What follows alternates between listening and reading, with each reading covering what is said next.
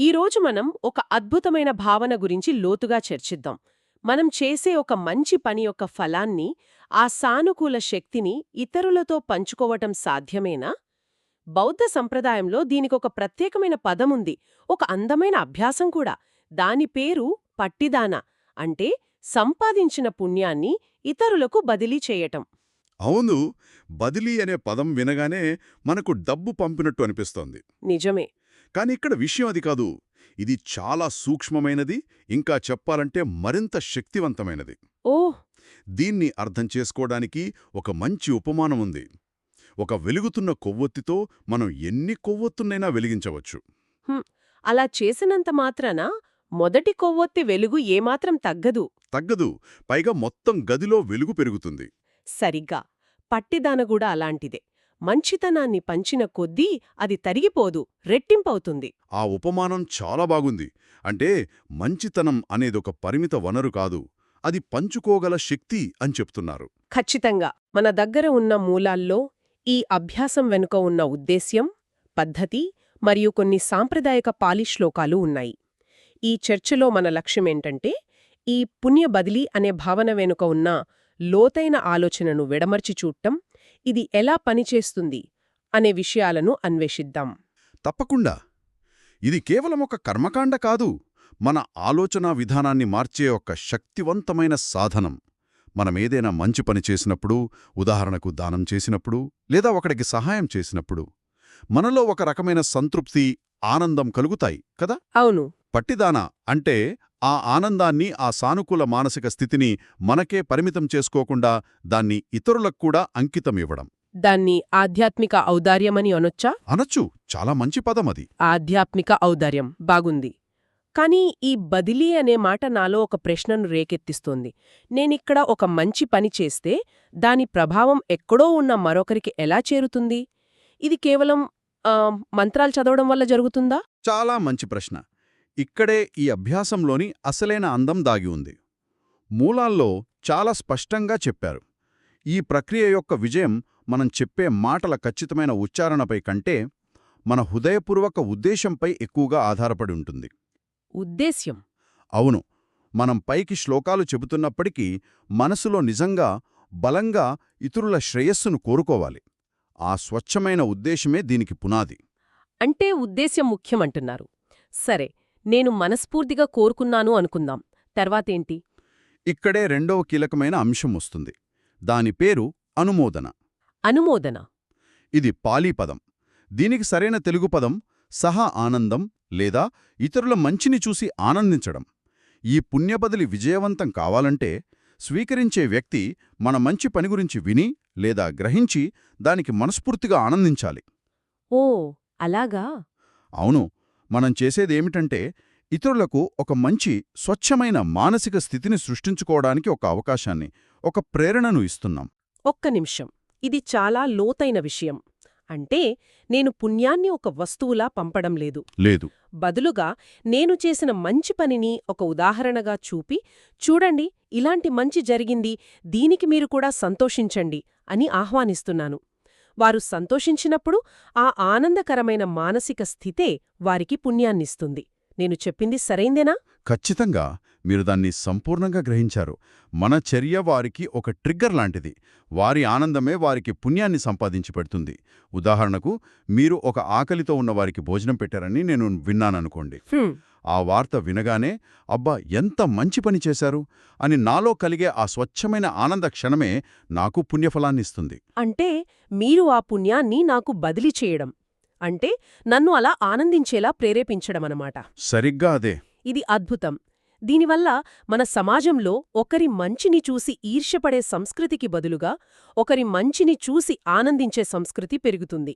అయితే నాలో మరో ప్రశ్న తలెత్తుతుంది. అడగండి. ఒకవేళ మనం పుణ్యాన్ని పంచిన విషయం అవతలి వారికి తెలియకపోతే, లేదా వాళ్ళు విని కూడా సంతోషించకపోతే, అప్పుడు ఆ పుణ్యం వృధా అయినట్టేనా? మంచి ప్రశ్న. వృధా అవ్వదు. ఎందుకంటే ఇక్కడ మొదట లబ్ధిదారుడు పుణ్యాన్ని పంచుతున్న వ్యక్తే. ఎలా? మనం ఒక మంచి పనిచేసి ఈ ఫలం నాది అని అంటిపట్టుకోకుండా ఇది అందరిది అని వదిలేసినప్పుడు మనలో నేను, నాది అనే అహంకారం తగ్గుతుంది. నిజమే. ఆ చర్య యొక్క యజమానిగా మనల్ని మనం భావించుకోవట్లేదు. అది చాలా శక్తివంతమైన మానసిక శిక్షణ. కాబట్టి అవతలివారు స్వీకరించినా స్వీకరించకపోయినా మనకు కలగాల్సిన మానసిక ప్రయోజనం మనకు కలుగుతుంది. అర్థమైంది. అంటే ఇది ఇచ్చేవాళ్లకు పుచ్చుకునేవాళ్లకు ఇద్దరికీ మేలు చేసే ప్రక్రియ. సరే, మరి ఈ పుణ్యాన్ని ఎవరికి బదిలీ చేయవచ్చో చర్చిద్దాం. మూలాల్లో 3 ప్రధాన వర్గాలు గురించి చెప్పారు. మొదటిది జీవించిలేని మన బంధువుల కోసం. ఇది చాలామందికి తెలిసిన విషయమే కదా. అవును, కాని జీవించి లేనివారికి ఇది ఎలా చేరుతుంది? వారు ఎలా అనుమోదన చేయగలరు అనేదే అసలు ప్రశ్న. అదే నా ప్రశ్న కూడా. ఇది సాంప్రదాయకంగా చాలా ముఖ్యమైన అభ్యాసం. బౌద్ధ విశ్వాసాల ప్రకారం మరణించిన తర్వాత జీవులు వారి కర్మను బట్టి వివిధ స్థితుల్లో పుడతారు. కొన్నిసార్లు కొన్ని ఆత్మలు, కోరికలు, ఆరాటాలతో ఒక రకమైన అస్థిర స్థితిలో అంటే ప్రేతలోకంలో చిక్కుకుపోతాయని నమ్ముతారు. వారికి సొంతంగా మంచి కర్మ చేసుకునే శక్తి ఉండదా? ఉండదని నమ్మకం. అటువంటి ఆత్మలకు సహాయం చేయడానికి వారి బంధువులు ఇక్కడ మంచి పనులు చేసి ఆ పుణ్యఫలాన్ని వారికి అంకితమిస్తారు.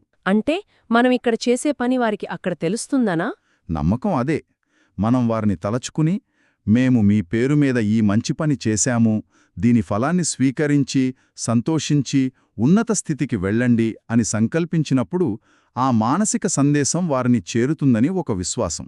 వారు దాన్ని గ్రహించి సంతోషించినప్పుడు, అంటే అనుమోదన చేసినప్పుడు వారి బాధ తగ్గి వారి స్థితి మెరుగుపడుతుంది. దీనికి సంబంధించిన పాలీ శ్లోకం చాలా సరళంగా కరుణతో నిండి ఉంటుంది. అవును, ఆ శ్లోకం ఇదం వో జ్ఞాతినం హోతు సుఖితా హోంతు జ్ఞాతయో. దీని అర్థం, ఈ పుణ్యం నా బంధువులకు చెందుగాక, నా బంధువులు బాగుండి సంతోషంగా ఉందురుగాక. ఇందులో ఎంత ప్రేమ, ఎంత కరుణ ఉందో! ఇది కేవలం ఒక కర్మకాండలా లేదు, ఒక ప్రార్థనలా ఉంది. నిజమే. ఇది మన బంధువులు ఎక్కడున్నా, ఏ స్థితిలో ఉన్నా వారి పట్ల మనకున్న ప్రేమను, బాధ్యతను తెలియజేసే ఒక మార్గం. సరే, బంధువులకు పుణ్యాన్ని పంచడం భావోద్వేగపరంగా అర్థం చేసుకోగలను. కాని ఈ మూలాల్లో 2వ వర్గంగా దేవతల గురించి ప్రస్తావించారు. ఇది కొంచెం వింతగా అనిపిస్తుంది. ఇప్పటికే ఉన్నత స్థితిలో శక్తివంతంగా ఉండే దేవతలకు మనలాంటి సాధారణ మనుషుల పుణ్యంతో ఏం పని? ఇది కూడా చాలామంది అడిగే ప్రశ్నే. ఇక్కడ ఉద్దేశం వాళ్ళకేదో లోటు ఉందని కాదు. మరి ఇది గౌరవం, కృతజ్ఞత మరియు సహకారం యొక్క ప్రకటన. మన కంటికి కనిపించని ఎన్నో శక్తులు, ఈ ప్రకృతిని, ధర్మాన్ని రక్షించే సంరక్షక దేవతలున్నారని సంప్రదాయం చెప్తుంది. మనం ఒక మంచి పని చేసినప్పుడు వారిని గౌరవపూర్వకంగా ఆహ్వానించి, మేము చేసిన ఈ మంచి పనిని చూసి మీరు కూడా ఆనందించండి అని కోరుతున్నాం. అంటే ఇది ఒక వేడుకకు మన స్నేహితులను పిలిచినట్టు అన్నమాట. మా ఆనందంలో మీరు కూడా పాలుపంచుకోండి అని. సరిగ్గా అదే. వారు మన పుణ్యఫలాన్ని స్వీకరించి సంతోషించినప్పుడు వారు మరింత శక్తిమంతులై ఈ ప్రపంచాన్ని, ధర్మాన్ని మరియు మనల్ని రక్షిస్తారనే ఒక నమ్మకం. ఓ, అలాగా. ఇది మనకు ఆ దివ్యశక్తులకు మధ్య ఒక సానుకూల బంధాన్ని ఏర్పరుస్తుంది. ఒక రకమైన పరస్పర సహకారం. మనం ధర్మాన్ని పాటిస్తే ధర్మం మనల్ని రక్షిస్తుంది అనే సూత్రం లాంటిది. ఇప్పుడు నాకు స్పష్టంగా అర్థమైంది. దీనికి సంబంధించిన శ్లోకం కూడా ఉంది కదా? ఉంది. యత్తావతా చ అంహేహి సంభతం పుణ్య సంపదం సబ్బే దేవా అనుమోదంతు సబ్బ సంపత్తి సిద్ధియా. దీని అర్థం, మేము సంపాదించిన ఈ పుణ్యానికి దేవతలందరూ ఆనందింతురుగాక, వారు సర్వ సంపదలు, విజయాలు పొందుటకు ఇది దోహదపడాలి. ఇందులో వారు ప్రపంచాన్ని మరియు ధర్మాన్ని రక్షింతురుగాక అనే భావం కూడా ఇమిడి ఉంది. ఖచ్చితంగా. ఇది మన వ్యక్తిగత శ్రేయస్సును దాటి విశ్వశ్రేయస్సును కోరుకోవడం. ఇక 3వ వర్గం ఈ అభ్యాసం యొక్క శిఖరం లాంటిది. అత్యంత విశ్వవ్యాప్తమైనది. సర్వజీవుల కోసం. అవును, ఇది ఈ భావనను సంపూర్ణం చేస్తుంది. బంధువులు, దేవతలు అని పరిమితం కాకుండా ఈ విశ్వంలో ఉన్న సకల ప్రాణులకు, అంటే మనుషులు, జంతువులు, కీటకాలు, కనిపించేవి, కనిపించనివి, సంతోషంగా ఉన్నవి, బాధలో ఉన్నవి, ఇలా ఏ భేదం లేకుండా జీవులందరికీ ఈ పుణ్యాన్ని పంచుతున్నాం. ఇది సర్వేజనా సుఖినో భవంతు అనే వేదసారానికి చాలా దగ్గరగా ఉంది. నిజమే. ఇది మన కరుణ యొక్క సరిహద్దులను చెరిపివేస్తుంది. మనకు స్నేహితులుగా ఉన్నవారికే కాదు, మనకు శత్రువులుగా భావించేవారికి కూడా మనం పుణ్యాన్ని పంచుతున్నాం. అది చాలా కష్టం కదా. కష్టమే. కాని అదే అసలైన సాధన. వారు కూడా బాగుండాలి, సంతోషంగా ఉండాలి అని కోరుకుంటున్నాం. ఇది మనస్సులో పేరుకుపోయిన ద్వేషాన్ని, పగను కడిగివేయడానికి ఒక అద్భుతమైన మార్గం. అందుకే శ్లోకంలో కూడా కేవలం ఒకే ఒక్క పదం మారుతుంది. దేవాస్థానంలో సత్తా వస్తుంది. అంటే జీవులు అని అర్థం. శ్లోకం ఎత్తావతా చామ్మేహి సంభతం పుణ్యసంపదం సబ్బే సత్తా అనుమోదంతు సబ్బ సంపత్తి సిద్ధియా. మేము సంపాదించిన ఈ పుణ్యానికి సర్వజీవులు ఆనందింతులుగాక. వారు ఈ పుణ్యాన్ని పొంది బాగుండి సంతోషంగా ఉందురుగాక. ఈ ఒక్క సంకల్పం మన ఆలోచనా పరిధిని ఎంతగా విస్తరిస్తుందో కదా. అవును. మన చిన్న జీవితాన్ని, మన చిన్న చర్యలను ఈ మొత్తం విశ్వంతో అనుసంధానం చేస్తుంది.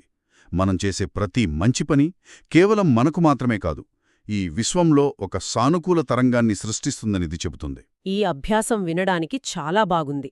మరి దీన్ని మన దైనందిన జీవితంలో ఎలా భాగం చేసుకోవాలి? ఇది కేవలం పూజలు, ధ్యానం వంటి ప్రత్యేక సందర్భాలలో చేయవలసిన పనా? అస్సలు కాదు. దీని సౌందర్యమే అది.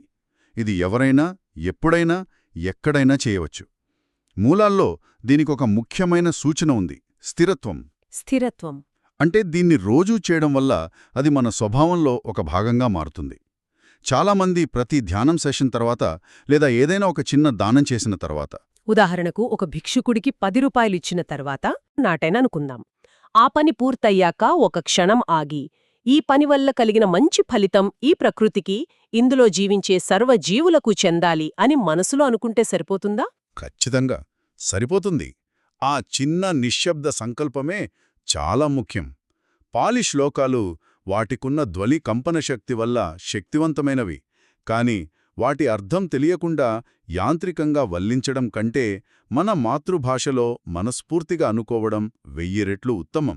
ఇది క్రమంగా ఒక సహజమైన అలవాటుగా మన వ్యక్తిత్వంలో ఒక భాగంగా మారుతుంది. సరిగ్గా ఇది మనలో నిస్వార్థ గుణాన్ని, ఔదార్యాన్ని సహజంగా పెంపొందిస్తుంది. మరి నమ్మకాలు లేనివారి సంగతేంటి? కర్మ, పుణ్యం, దేవతల వంటి భావనలను నమ్మని ఒక నాస్తికుడు లేదా హేతువాది కూడా ఈ అభ్యాసాన్ని చెయ్యవచ్చా? వారికి దీనివల్ల ఏదైనా ప్రయోజనం ఉంటుందా? తప్పకుండా ఉంటుంది.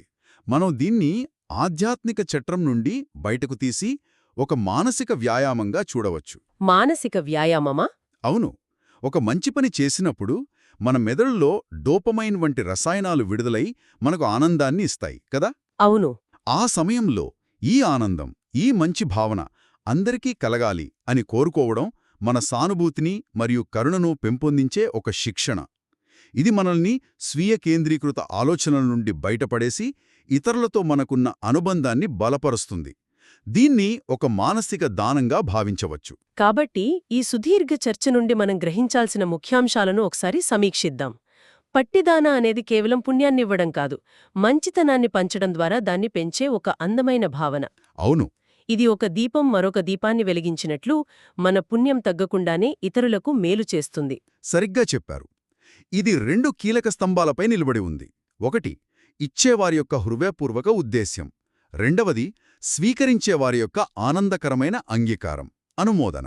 ఈ 2 కలిసినప్పుడు ఈ పుణ్య మార్పిడి సంపూర్ణమవుతుంది. అవును. ఇది కేవలం ఒక ఆచారం కాదు, ఇది కరుణ, అనుసంధానం మరియు ఔదార్యం యొక్క లోతైన అభ్యాసం. మన చిన్న చర్యలు కూడా మన చుట్టూ ఉన్న ప్రపంచానికి సానుకూల ప్రభావం చూపుతాయని ఇది ప్రతిరోజు మనకు గుర్తు చేస్తోంది. అంతేకాదు, ఇది మనలో నేను, నాది, నేను చేశాను అనే అహంకారాన్ని క్రమంగా కరిగించడానికి కూడా శక్తివంతంగా సహాయపడుతుంది. మనం చేసిన మంచి పనిని మన ఖాతాలో వేసుకోకుండా దాన్ని విశ్వానికర్పించడం లాంటిది. అదే, ఇది మనల్ని మరింత వినయవంతులుగా, కరుణామయులుగా మారుస్తుంది. ఈ చర్చను ఒక ఆలోచనతో ముగిద్దాం. మన ఆధునిక సమాజం చాలా వరకు పోటీతత్వంపై నడుస్తుంది కదా. నిజమే. ఒకరి విజయాన్ని చూసి మరొకరు స్ఫూర్తి పొందడం కంటే ఈర్ష్యపడటం ఎక్కువగా చూస్తుంటాం. అలాంటి సూడల్లో అనుమోదన అని ఈ భావన ఎంత విప్లవాత్మకమైనదో ఆలోచించండి. చాలా గొప్ప ఆలోచన. ఒకరి మంచి పనికి, ఒకరి విజయానికి మనం మనస్ఫూర్తిగా ఆనందించడం ద్వారా మనం కూడా ఆ పుణ్యంలో, ఆ సానుకూల శక్తిలో భాగస్వాములం కాగలమనే ఈ ఆలోచన. మన సమాజంలో సానుకూలత మరియు పరస్పర మద్దతు యొక్క గొలుసుకట్టు ప్రభావాన్ని ఎలా సృష్టించగలదు, ఈ విషయం గురించి ఆలోచించండి.